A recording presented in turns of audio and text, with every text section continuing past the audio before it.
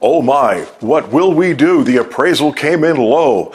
What will we do? That is a big concern for buyers and sellers in a real estate transaction, especially if you're buying or selling a home. But more importantly, probably for buyers. And there are many reasons why that is. And there are many options for a buyer if the appraisal comes in low. But first, let's define what is an appraisal. An appraisal is the act or process of developing an opinion of value.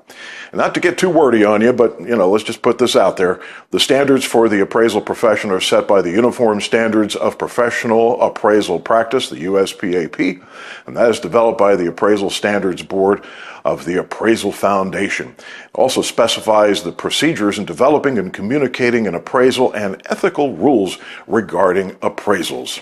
So it's not just a shot in the dark. Appraisals are done by professionals. They're licensed here in the state of Texas. And they're pretty much word of fact. Now, you can get another opinion, just like a doctor, get a second opinion. Yeah, many people do that.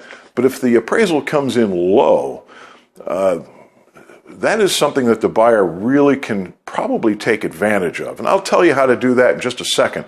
Let's go back to appraisals and tell you there are three different ways of valuating a property. First of all, and this is the one most people are going to deal with when they're buying a home, is the sales comparison.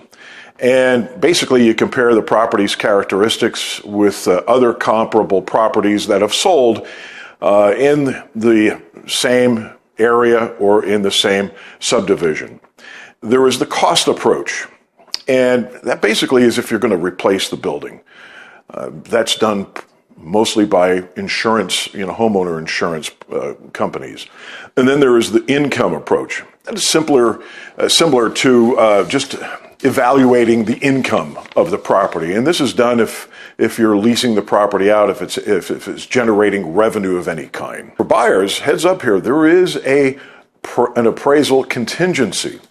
And this is in the third-party addendum, which is attached to the contract documents.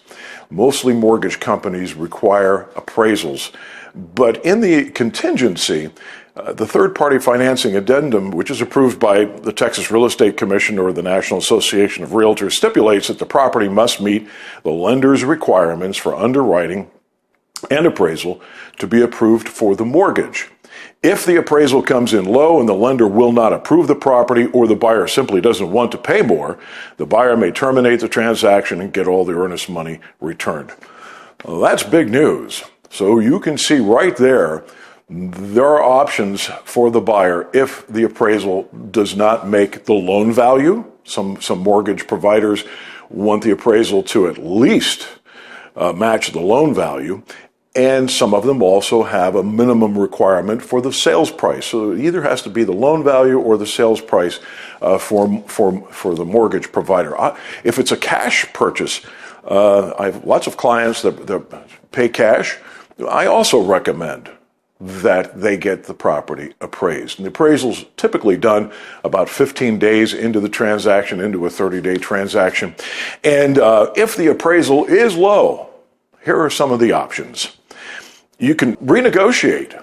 I do that all the time. Just go back to the seller and go, look, here's what we have. Here's how the appraisal amount was reached, as how it was sourced, and here are the sold properties in your area just recently sold that supports that number.